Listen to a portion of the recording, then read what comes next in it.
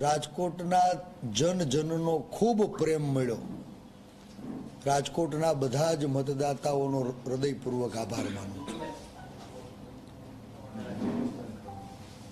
ચૂંટણી કાલે પૂરી થઈ છે, ખૂબ શાંતિપૂર્ણ રીતે લોકશાહીનું પર્વ સંપન્ન થયું। આશા છે કે પરિણામો જ્યારે આવશે ત્યારે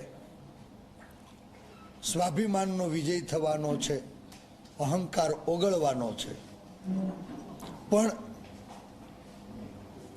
રાજકોટના હૃદયને જીતવામાં હું સફળ થયો।